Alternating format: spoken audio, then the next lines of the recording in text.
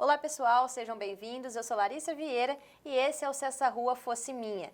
Bom, no programa de hoje a gente vai conversar sobre uma das vias mais importantes de Ribeirão Preto, a Avenida 9 de Julho, centenária, localizada aqui no centro da cidade.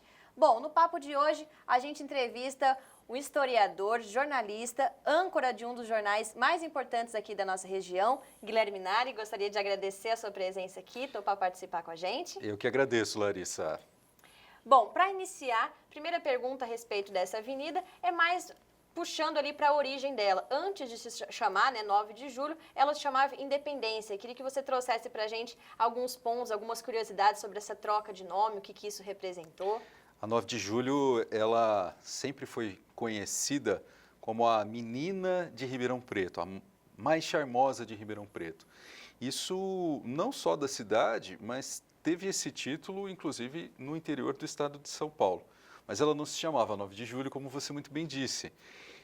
A história começa em 1920 com o prefeito João Guião, ampliando os horizontes da cidade para aquela região que apontava para a zona sul de Ribeirão Preto. A hoje conhecida 9 de julho, ela era o final da cidade. Mas entre 1920 e 1922, a avenida começou a ser aberta para aqueles lados, só que durante o centenário da independência em 1922, decidiu-se nomear a avenida, aquela então avenida em ascensão, em construção, recém-construída na cidade, de Avenida Independência. Em 1932, com a Revolução Constitucionalista de 1932, São Paulo vai para a guerra contra o governo de Vargas em busca de uma nova Constituição. Os filhos de Ribeirão Preto vão à luta. Alguns morreram, inclusive, sejam civis ou militares. Quando a guerra acaba, São Paulo perde a briga, mas passados 2 anos, em 1934, quando de fato foi promulgada a nova Constituição brasileira, o prefeito então da época decide homenagear os seus combatentes, mudando o nome da então Avenida Independência para Avenida 9 de Julho. Bom, já deu para entender bastante assim, do contexto histórico que envolve essa data, que é uma data muito importante. Então, eu queria que você destacasse assim, a importância da gente nomear essas ruas de Ribeirão Preto com datas, com nomes de personalidades que marcaram a história do país, mas principalmente destacando aí a importância da data 9 de julho. As ruas todas brasileiras, com nomes de personalidades, elas são uma forma de manter viva a memória de um período da cidade, de um período histórico do país.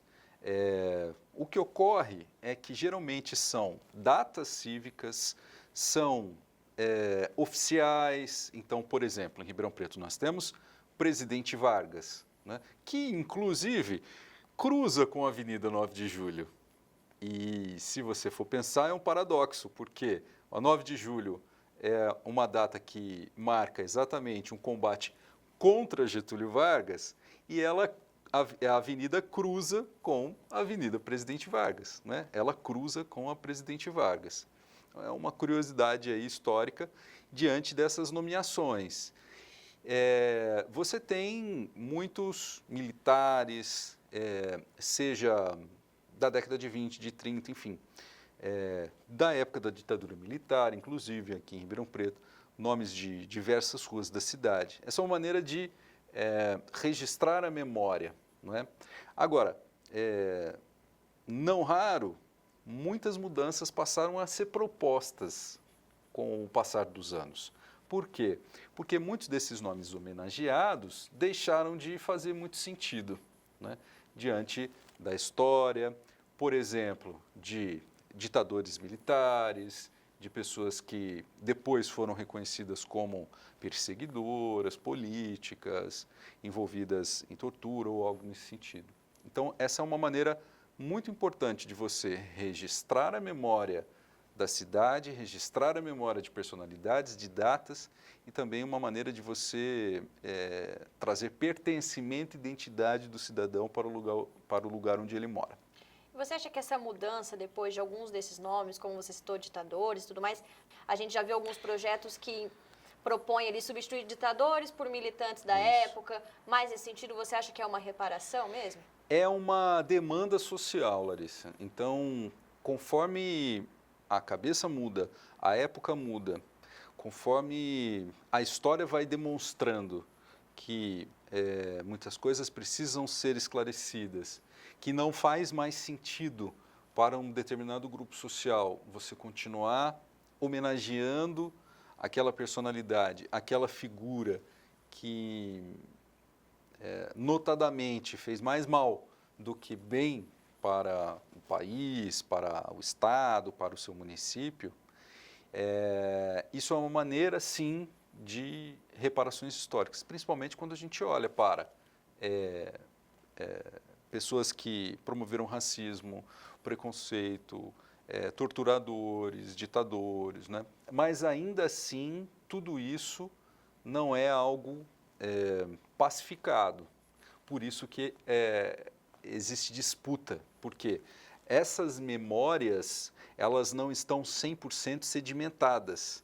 Então, quando você tem um grupo social que busca mudar o nome de um lugar porque não reconhece mais aquela personalidade como representante desta sociedade de hoje, quando você tem conflitos de grupos dizendo, ah, não, mas eu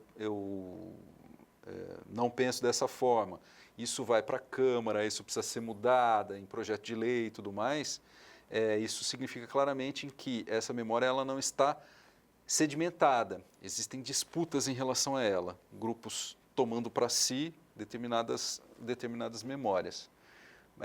Mas isso de fato são movimentos necessários e precisam ser debatidos. O que importa é que a sociedade debata, né, aqueles acontecimentos que estão ao redor daquela figura que está sendo nomeada e homenageada.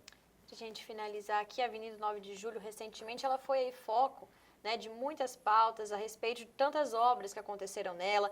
Ali também teve uma mudança na questão do ladrilho que é feito à avenida e tudo mais. Você acha que essas mudanças, de alguma forma, acarretaram aí perda histórica ou alguma coisa nesse sentido por conta das características daquela via? Também é um ponto ali muito movimentado, muito importante para a economia da cidade, que acabou ali tendo bastante prejuízo por conta dessas obras. Como que você analisa isso? A Avenida 9 de Julho, depois da década de 30, ela começa a ter uma expansão não só comercial, mas residencial. Então, a avenida mais charmosa da cidade passa a ser constituída por moradores que representavam a elite ribeirão-pretana. Então, você tem a construção de casarões, você tem uma sociedade, que é o Clube Recreativa, que sai do centro, vai para aquela região em formato de clube, poliesportivo, e aí sim abriga a camada mais elitizada da cidade. Com o passar dos anos, você tem o final do calçamento, né, porque a princípio é aberta uma avenida de chão batido, trazido essa ideia dos paralelepípedos para que ela fosse calçada, as pedras portuguesas adornavam, né, o canteiro central da avenida, inclusive remontando e retomando o calçadão do Rio de Janeiro, que na verdade não é brasileiro essa ideia, isso é tomado de Portugal. O Rio de Janeiro é uma cópia de Portugal, né?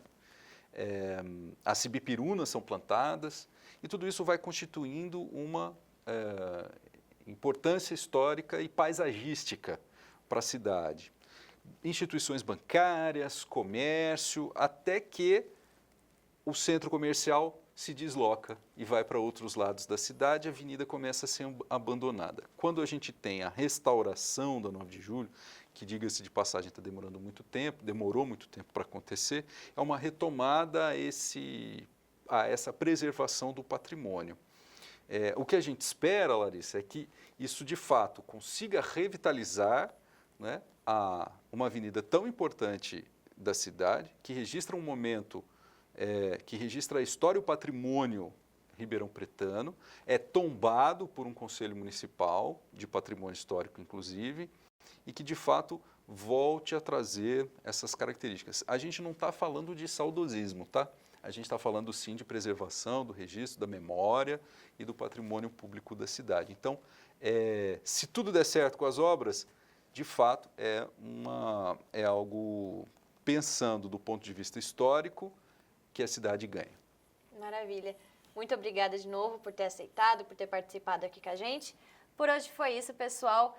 Vocês podem acompanhar a gente aqui, tanto pelo YouTube, quanto no blog, no Spotify, também no Instagram. É só assinar lá o sininho para não perder nenhum conteúdo que a gente vai subindo aqui. Esse conteúdo foi só o primeiro, então tem muitos outros vindo por aí. Tudo nesse sentido de resgate da história de Ribeirão Preto. Obrigada por ter acompanhado até aqui. Tchau, tchau.